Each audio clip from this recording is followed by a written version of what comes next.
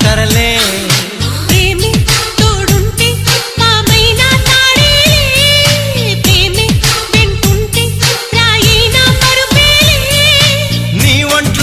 చెమటైనా నా పాలిట పన్నీరే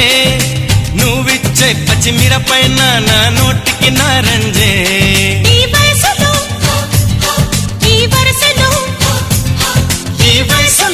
ఈ వరసలో నిప్పైన నీవేలే